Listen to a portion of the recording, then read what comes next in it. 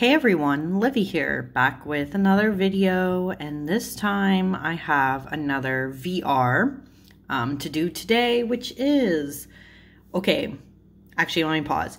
This one has been around for a little while. I think this VR, like this tarot tag, came out kind of when I was going on vacation, like I was leaving to go to Canada, so I did not have time to start the VR. So now I'm doing it now. This one is one tarot card, and this is a VR to Ramón at Moon Scarab. Basically how this tarot tag works is you can only use one tarot card to answer the 10 questions that are there. You're basically picking to see which tarot card out of all 78 fits the prompt for you the best. So today, of course, as usual, of everything, we're going to start with number 1. And number 1 is, which one card is the most inspiring to you? Okay. And for me, I'm the same as Ramon in this case. The most inspiring card to me is the Star card. I particularly love the art of this one, which is why I'm showing it off. This is from the Guided Hand Tarot. The reason why for me the Star is the most inspiring card out of all of the 78 is because this is a card that literally, literally, this card's meaning is about hope, right? It's about being able to come out of the darkness, especially after, I'm pretty sure this card comes after, wait, does it? What number is this? 17? Yes, I'm pretty sure this comes after the tower, sorry. So it's like, after all the craziness of the tower, you finally get some hope. You finally get things calming down. You finally see a new start on your journey, something to look forward to. Even when the whole world is crashing down around you, you can look to the stars and have hope. So for me, the Star card is always going to be the most inspiring. There's a couple of others that probably could have fit in this category, but the Star is the first one that comes to mind. And every time I see it, I kind of just take a sigh of relief because I know that things are going to get better in this case. So I'm going to put this one off to the side. Number 2 in this tarot tag is, which one card is the most distressing to you? And okay, I could have gone a couple different directions with this. I decided for this tag to pick the 9 of Swords, though, over the 10 of Swords for a very specific reason. And that is because this card in particular shows just how sinister sometimes the 9 of Swords can be. For those who are not aware of what this is depicting, so this is from Tarot of the Divine, okay? This 9 of Swords is depicting Oedipus Rex. And if you don't know anything about Oedipus Rex, the briefest I can say is basically when he was a baby, an oracle at Delphi basically predicted that one day he would rise up and kill his dad. And I don't know if it was specifically that he would also marry his mom, but that's what ended up happening. So what you're seeing here is basically the family being told the news that one day this baby is going to rise up and do these, what seems like very awful things. And so in paranoia and distress, the dad decides to try to get rid of Oedipus, except that doesn't work out. And when Oedipus grows up, he doesn't realize these are his parents, and he ends up fulfilling the prophecy anyways. So the thing, and this is why this is such a good card for the 9 of Swords. The reason why seeing this is so distressing to me is that this basically is, besides maybe a couple of others, this is one of the biggest anxiety cards in the whole deck. If you are someone like me who has issues with anxiety, when you get this card, it's not helpful. It's basically showing you what you kind of already know, which is that your mind has already been on an anxious spiral, and you need to be careful that you get out of it in a way that doesn't end up backfiring on you in a way such as this, right? Where you cannot escape the terror of your anxiety and distress and all that. And that sometimes when you try to fix it, you could end up, well, going right back to where you started. So this card can be very distressing to me, sometimes even more than a 10, because sometimes I can get the 10 of swords, for instance. And even though that card is also just not great, it's kind of shit, at least I know that's the worst it gets. The 9 in this case could be anything. It could mean that it's going to get even worse. So yeah, every time I see the 9 of swords, I'm like, oh God, it's too much. But yeah, so that was number 2. Next up is number 3 in this tag.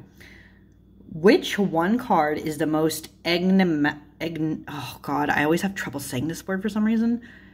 Enigmatic. I can say enigma. I don't know why I can't say enigmatic. I don't know. Anyways, I think I fixed that a little bit. You know, there was a couple cards for this too that I could have picked as like being the most mysterious card. That's the easiest way to change that word. But I think I'm going to for sure put the High Priestess. And specifically, this one is from the Raven's Prophecy Tarot. And by the way, I picked some of these specifically because I think they drove in my point the best. I know not everybody's done that for this tag. I think like people have usually used picked one deck and then just did it that way. I wanted to be fun and be specific. So, you know, I picked the ones that I think like met my point the best. Okay, anyways, the High Priestess. I think but I think this card is one of the most mysterious in the deck for me, because even though every time I see it, I understand innately what it's trying to get at the same time, I feel like I don't. Because sometimes, actually, I did a reading, what was it? When I was doing readings in early July, I did a reading for my partner, and this is one of the cards that came up for him, and I was trying to explain like the energy of this, and I realized that this is the one card, even though I knew what it meant, I kept fumbling over trying to explain it. Because the High Priestess, as we know, she is the figure of it normally is very mysterious. This card has to do with the subconscious, the mind. And many would say, obviously, too, that this is the essence of tarot itself. In that way, sometimes when you get this card, it can be kind of confusing to figure out what it's trying to tell you in a specific spread. Like, okay, if you know this card is about mystery, the subconscious, trying to put a mirror to yourself, but you see something else entirely, right? It can be confusing to get this in a spread and not know what it means in relation to you sometimes, you know. I mean, some respects, depending on where it is in the spread, you could sometimes say, oh, well, it's talking about you need to go into your subconscious and dig and blah, blah, blah, or things are shrouded in mystery, but that's also not helpful. So yeah, this card I feel like has so many depths, and the reason why I chose this one specifically is because, as you can see, the figure in this card is holding the mirror up to themselves. They are the High Priestess, but see how this is space on this side? This side is like kind of a cloudy, not cloudy, but you know, like a daytime. So it's got a lot of woo-woo and things going on here. So I just always love this High Priestess too. But anyways, that was number 3. High Priestess sometimes still catches me up. Now, this next question is really, really interesting. And at first, I'm not going to lie, I was stuck on what I would pick because there's so many great options in the tarot that I could have used. But number 4 in this tag says, which one card would you put in a 1,000-year time capsule for future humankind? And I swear, there's a reason why I picked Justice, okay? This one, if you don't know, this is from the Dungeons & Dragons Tarot. I picked this image, yes, Justice, but I picked this image in particular because even though you can see that this is Dungeons & Dragons, this knight, it could be like a fighter, but they kind of give me paladin vibes, just like, you know, killed this orc down here. Besides this, the reason why I picked this imagery of Justice is because, you know, Justice is a card about the balancing of scales, right? About balancing the energies of the world. Especially what goes around comes around. It's kind of close to Judgment in that way too. So I guess you could have almost replaced Judgment in this also. But the reason why I picked this Justice is because this also harkens back to some of humanity's roots, right? When knights, knightly figures, were more common. It harkens back to a past of things that you might want humanity to remember 1,000 years from now, and specifically the sense of chivalry, right? Knights in general are how do I explain this? Let me backpedal. Knights in general follow the code of chivalry, okay? They are trying to do good by all, it's a manner of conduct and how you act with other people, because not following that conduct could lead to bad things or just like rude behavior that nobody wants. And that is a part of justice, I think, is being the law and the order for people. And we have to remember to balance that. You could be knightly, or you can end up like this orc in the sense of like you do so many atrocious things that someone will eventually have to put you in your place. It's the cycle of life, you know. So I don't know. I guess this is a past I think that humanity sometimes needs to remember too, is like, especially when we go into this time of now when a lot of people don't always want to be kind to one another. If we take on a more knightly justice stance, I feel like the world would be a slightly better place. So anyways, gonna get off my soapbox now, move on from this one. Number 5 is, if you were elected president of a newly created country, which one card would you use as a flag? I mean, you can already see some of these other ones. Maybe I should have like flipped some of these so you don't get spoilers. And I love how I have the little mini. Okay. This is the Hermit card. And let me try to explain. I almost picked a different image actually from the Spacious Tarot, but because I'm using the Spacious Tarot here, I wanted to be kind of different. I didn't want like 2 Spacious Tarot cards in a row. So I use this image instead. But yes, this is the Hermit.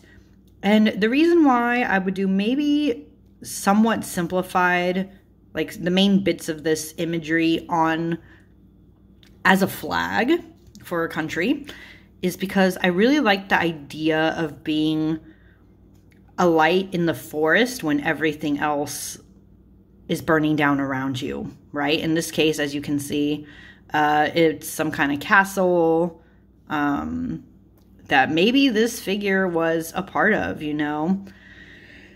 And I think when you are in a leadership position, you want to show people that you can be the haven for them, that you can have their back, that you can be the light when everything is dark. And I think that's what, you know, the Hermit in general is about. But I also like that this card in particular is showing the kind of, well, I mean, yes, it's a hermit, but it's showing like the nature of like when you seclude yourself, it's not that you're doing nothing. You're usually doing something in the background, right? In this case, this person is researching or they're reading They're expanding their knowledge during this time so that even though the world is burning, they can come out of this soon and enlighten others with what they have learned, you know? And I think that's a good thing to note too about, I don't know, about society in general. You want to show the confidence and you want to be the light for others. So in that way, this is why I picked the Hermit for my my country flag. By the way, this is from this is the Monsoon Tarot. I specifically have the like teeny tiny mini edition, so the backs look like this instead. But yeah, one day I might get a full size of this deck, but every time I think about doing that, I'm like, no, I love my mini, so I don't know. But anyways, moving on from that, I can flip these back over because the Monsoon was the only like really tiny card in the deck. But anyways, number 6 in this tag is if you were Earth's ambassador to an alien civilization, which one card would you use to represent humankind? By the way, I love these questions. They're like so off the wall. There was a few different cards that could have been used in this, right? But I don't know, when I really sat with it, I think the one card that I would use to describe humanity to aliens is the Strength card. And specifically, I like the imagery, of course. I've talked about this before. This is one of my favorite Strength cards. This is from the Spacious Tarot. But the reason why I would use this to explain humanity to aliens is because humans in general have gone through a lot of bullshit. A lot of things in history, right, that were awful. They've had to evolve and adapt so that they could survive in our modern times as is. And even then you could say, well, humans aren't 100%, but the reason why I pick Strength is that, as you can see in the Spacious Tarot, this cactus, despite not having much water in the desert, they've still managed to collect enough to get their bare minimum to bloom flowers, you know? It's strength within adversity. When humanity has everything stacked against it, humans still manage to rise, right? Even those in the poorest parts of our world find a way to get by, right? And specifically, see, because strength isn't just physical strength, we all know. It's also kind of like fortitude. It's like perseverance, keeping going despite everything. And I think that is humanity, right? There's something in our DNA that wants us to thrive above all else. And I think that's what alien races need to know about humans, is just how many lengths we've gone to survive, you know? So that's why I put this one. Number 7 in this tag is, which one card represents somebody that you love? This was kind of hard. I didn't know who to pick because I'll admit, there's a couple of tarot cards that, like, when I see them, I'm like, oh, that reminds me of XYZ person. But in the end, I decided to go with this is the Literary Tarot. And in the Literary Tarot, the Page of Swords is known as the Page of Quills. So, yeah, this is a Page of Swords. And a lot of gold, as you can see, this deck. The reason why I picked this card and who I picked it for is actually, it's actually my partner. Once again, when I did a reading for him, this card came up for him as kind of where his emotional state is at. And the funny thing was, his family was like kind of eavesdropping, like they were kind of around when this card was pulled, and they were like, yeah, that's pretty much him. And it's true in some ways, not so much with me as much, but like with other people in general. So Page of Swords, right? I see the page. Well, of course, all swords have to do with the mind, right? Your thoughts, the ways that you operate in the world.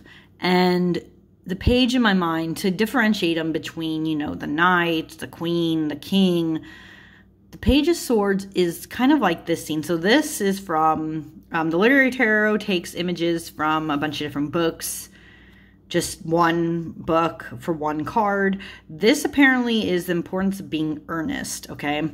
And what I haven't read that fully, but what I know of this is that you can tell by their dress, right? They're kind of in that like old-timey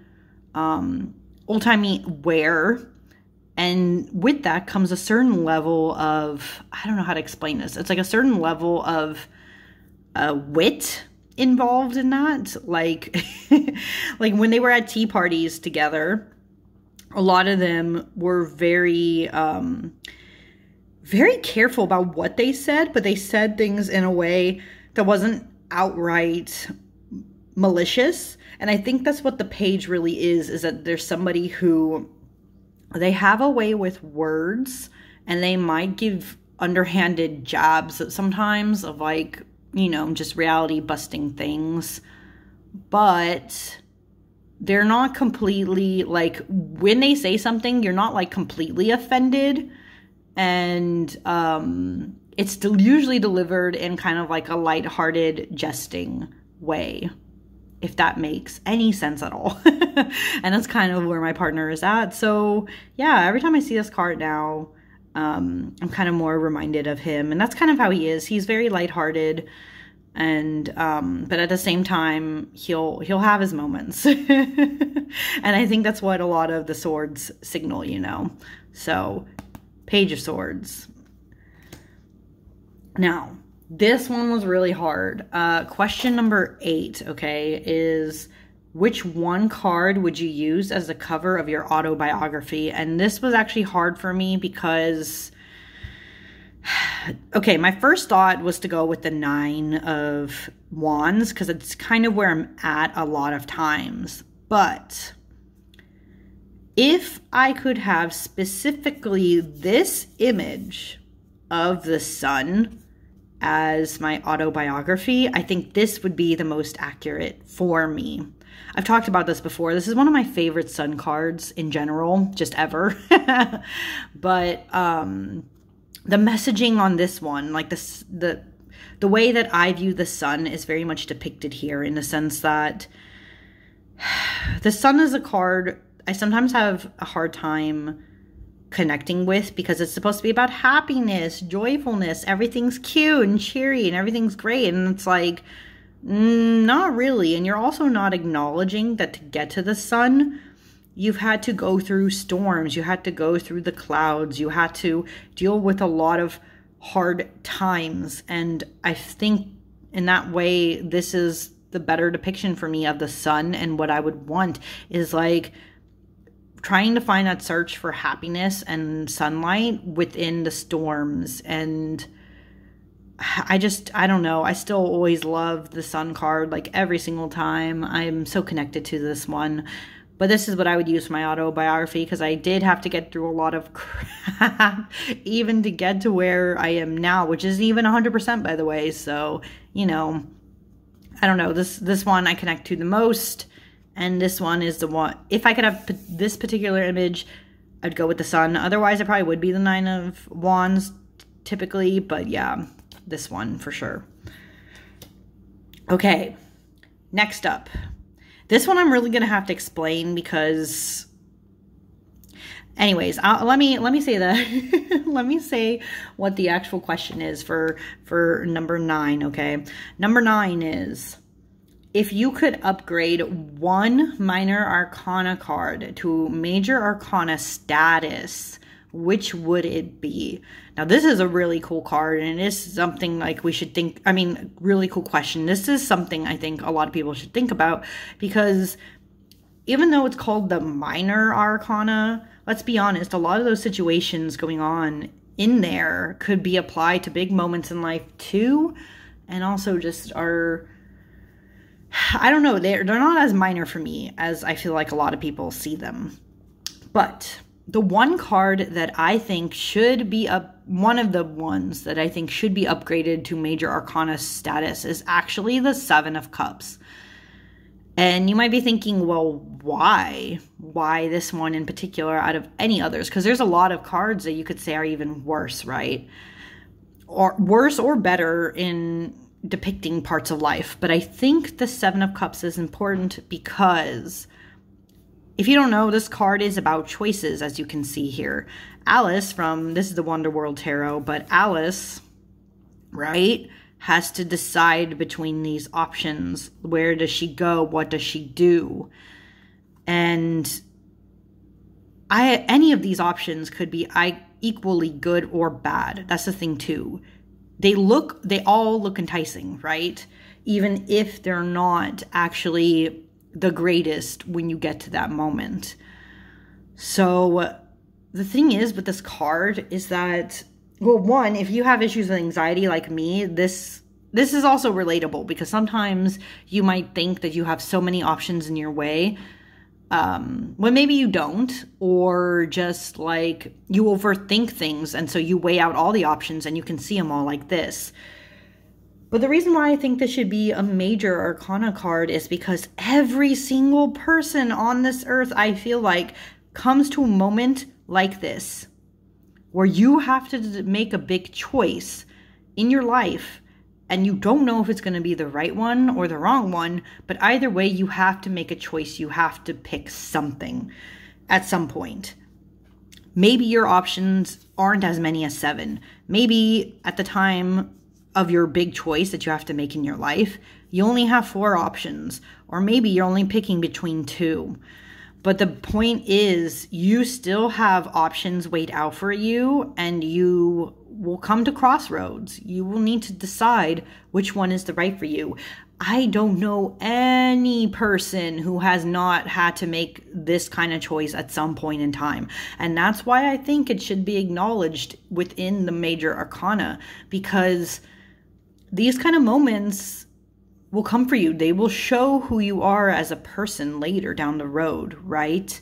Like by making XYZ choice, did you fulfill what you are supposed to do in life? You know, it's heavy stuff, but I think for that reason, this should have a higher status. And I think more people should care about what this card depicts. So for me, this one, I see it in a very major way. And I do think it could be elevated to Major Arcana status. But finally, the last question in this tag, number 10, is if you could mentor one of the pages, which would it be? And as you can see, I picked the Page of Wands. This is from the Lord of the Rings Tarot. Love the box.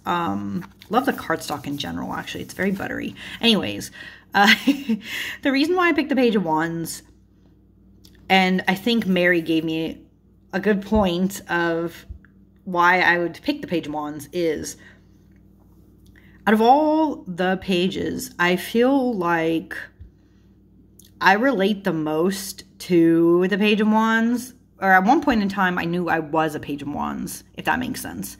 If you're going to be in a mentoring position, you want to mentor the people that you think you could grow the most. And the thing about the Page of Wands is, like Mary from The Lord of the Rings, Mary's full of bright ideas and optimism.